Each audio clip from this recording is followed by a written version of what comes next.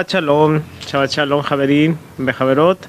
Aquí estamos desde la casa de estudios La Escalera, en el jardincito del estudio de Torah, para dar este mensaje de Shabbat Vaigash, en el cual quisiera ver varias cositas aquí muy interesantes, sobre todo la parte de cuando Jacob finalmente se entera de que Yosef está con vida.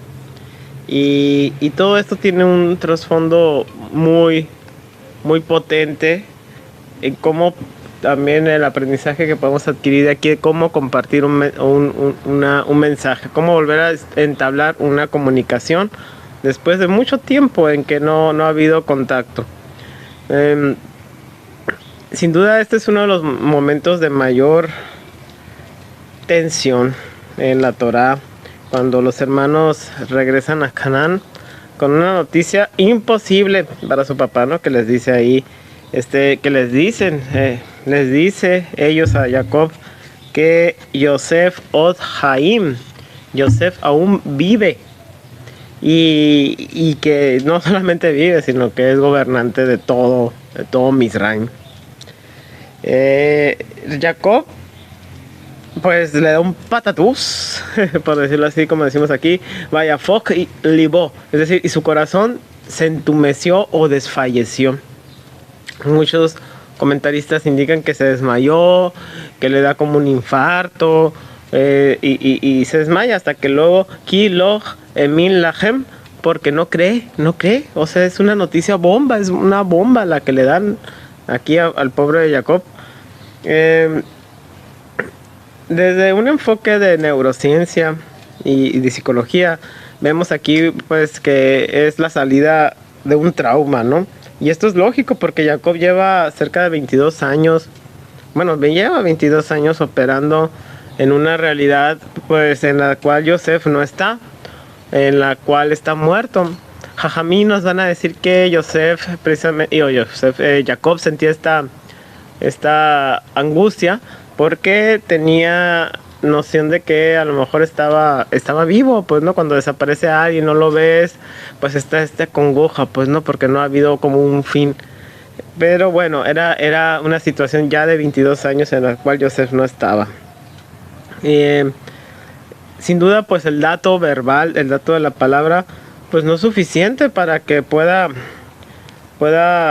reescribirse la estructura neuronal de Jacob después de 2 décadas pues de este duelo. Jacob rechaza esto, ¿no? Como un error o una mentira o una broma de muy mal gusto, ¿no? Una mentira cruel. Y luego, pero luego el siguiente pasuk nos dice, ¿no? Jacob, que Jacob revive su espíritu, dice Batehi Ruach.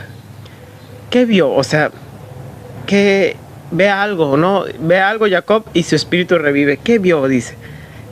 Pues ni más ni menos que las agalot, las carretas que Yosef envió. ¿Cómo unas carretas? Nos podríamos preguntar, ¿cómo unas carretas?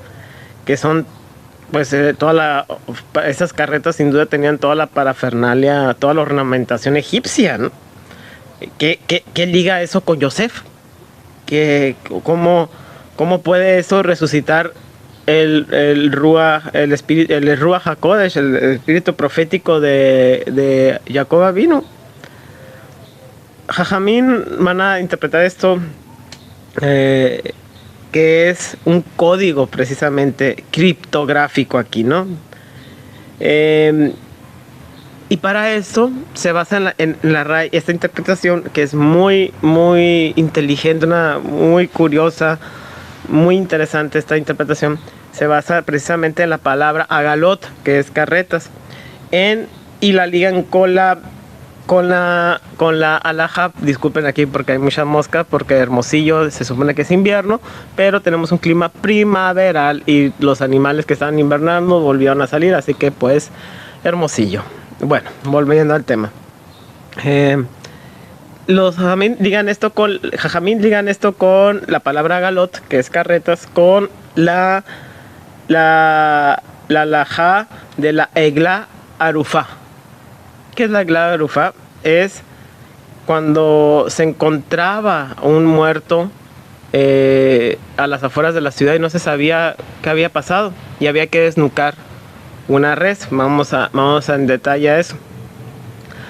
El Midrash Bereshit Rabbah y también el mismo Rashi nos dice que Yosef envió en un mensaje que solo él y su papá iban a entender, porque fue el último tema, porque tanto Jacob como Yosef estudiaban juntos, pues no estudiaban, como nos dicen, Jacob pues estudiaba, era un hombre de tiendas que antes de la salida de Beersheba, él estudiaba con Shem y Eber, y Jacob aquí también era maestro, pues no era su papá, y le enseñaba Torah a Yosef. Y uno de los últimos temas que vieron, nos dice la tradición, que estudiaron antes de que Yosef desapareciera, era el tema de alajá de la egla arufa, que es cuando hay que desnucar precisamente a esta res cuando se encuentra un cadáver a las afueras. Dice la tradición que en este código Yosef le dice a Jacob: padre, recuerda el último tema de alajá que estudiamos juntos antes de que me enviaras a Shechem, cuando tenía que buscar cuando lo envió a buscar a sus hermanos. Estudiamos el caso de la egla arufa. En hebreo, carreta, como vimos ahorita, es agala, carretas agalot, y comparte raíz con egla, becerra. Al ver las carretas, el cerebro de Jacob aquí hace un handshake. Es un término en informática cuando dos señales pues hacen un handshake, un apretón de manos para autorizar el envío de información. Es una validación informática de seguridad, ¿no? Esto valida la autenticidad del emisor. Solo Yosef sabía esa última conversación que había tenido con Jacob. Y debemos de preguntar, ¿qué es la egla arufa? ¿Y por qué era un tema crítico que estudiaban en el momento de la separación? Y para eso pues vamos a Devarim 21, que es donde está este tema, ¿no? La Torá aquí establece casi lo que se puede ver como un protocolo forense, ¿no? Pero al mismo tiempo un protocolo forense y ético. Si se encuentra un cadáver anónimo así en el campo y no se sabe qué le pasó, quién lo mató, los Sekenim, es decir, los ancianos, los sabios en ese momento de la ciudad más cercana, deben salir, tomar una becerra y desnucarla en un valle árido y lavar sus manos declarando: Yadenu lo shafhu et hadam ase. Nuestras manos no derramaron esta sangre, ni nuestros ojos lo vieron. Es una de las que más, es muy intrigante estas alajot, y a mí me fascina esta parte, ¿no? En la Mishnah en Sotá, en el capítulo 9, Mishnah Sotá, así como en Talmud, en Maseje Sotá, en el folio 46b, nos plantean varias preguntas, ¿no? Dice: ¿acaso se nos ocurriría sospechar que los sabios de Sanedrín son asesinos?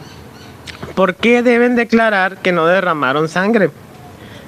La Gemara ahí responde: no declaramos que no lo asesinaron activamente, sino que fallaron en su responsabilidad de acompañamiento. Le vaya.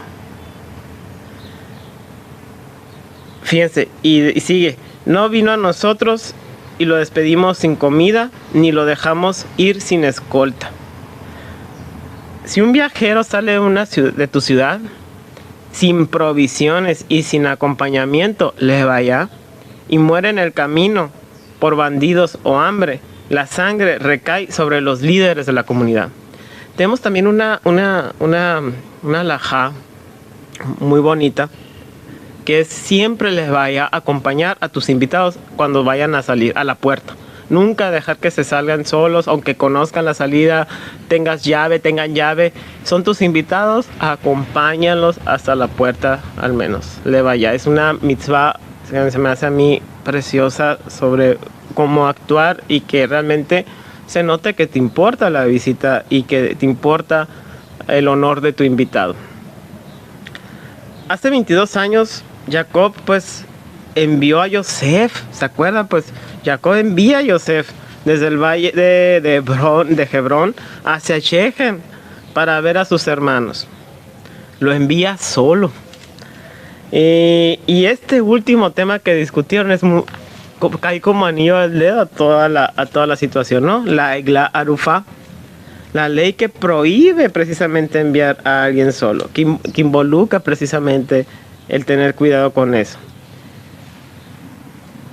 Y sin embargo, fíjense, esto nos llama la atención, ¿no? Estaban estudiando eso y sin embargo, en un fallo de juicio y de coherencia con la realidad, Jacob no acompaña a Joseph.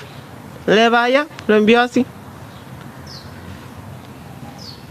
Según pues lo que le dicen los hermanos luego, los hermanos de Joseph, a Jacob, es que Joseph fue despedazado en el camino. Durante 22 años, Jacob no solo ha sufrido la pérdida de su hijo, de Joseph, sino que sufre el peso de haber estado discutiendo precisamente la halajá de la situación y no haberla puesto en práctica. Fíjate qué genial esto que se deduce. Que Jacob carga eso, no haber sido congruente con su estudio, no haberlo llevado a los actos. ¿Por qué lo envié solo? Se dice Jacob. ¿Por qué no le hice levaya? Yo soy responsable de su sangre, según la halajá que estábamos estudiando. Por eso Jacob estaba así. Al enviarlas a Galot, que era la señal precisamente de la Egla Arufa, Joseph está haciendo esta microcirugía, ¿no?, de emociones y de ética a su padre. Podemos ver que Joseph le dice a Jacob al menos 3 cosas, y esto es parte de algo que es mi interpretación y que quiero compartirles aquí, ¿no? Que Joseph le está diciendo: padre, yo no soy egipcio asimilado, sigo recordando nuestras sesiones de estudio, mi software sigue siendo Torah. También podemos ver en esa primera parte, ¿no?, que también le dice a Jacob: padre, sobreviví, el sistema falló ese día, me enviaste solo y caí en el pozo, pero Hashem intervino, no tienes sangre en tus manos, la lección fue aprendida. Podemos ver otro detalle que también le puede estar diciendo Joseph en todo esto a Jacob. Joseph le dice: mírame, soy el virrey de la superpotencia mundial, Egipto. Podría haber mandado oro, pero te mando a Galot, las carretas. ¿Y qué aquí simbolizan aquí las carretas con todo esto? La ética, el mensaje de la ley, que eso es lo principal, la esencia, el espíritu de las letras. Te estoy diciendo, Padre mío, que mi éxito no se debe a que me convertí en un egipcio oportunista, sino que apliqué la arbut, la responsabilidad mutua y la ética que tú me enseñaste. Hasta aquí lo que es mi cosecha de interpretación. Voy a citar ahora lo que dice el Ramban en la guía de los perplejos, ¿no? Él dice, y eso lo sabemos por tradición, que el Ruach HaKodesh, la profecía, no puede posarse en alguien que está sumido en la tristeza o la depresión. Mientras Jacob sentía la culpa, esta incertidumbre, la señal de su visión estaba cortada. Al ver las carretas, Jacob entiende que su hijo está vivo, físicamente y vivo espiritualmente. La culpa, la carga desaparece. La alegría regresa. Y entonces, Batejí Ruach Jacob, y revivió su espíritu. Ese canal profético se reconecta. ¿Qué podemos también seguir aprendiendo de todo esto? A mí me parece increíble todo este proceso que está en este pasukim tan breve, pero como muchos en la Torah, ¿no? Muchos pasukim muy sutiles, muy breves, pero que tienen una gran enseñanza, un universo de enseñanzas y de interpretaciones.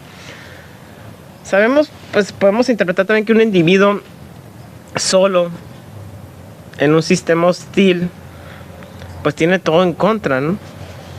El alevaya, el acompañamiento, tenemos que verlo como una estructura de orden que reduce precisamente las posibilidades de algo malo.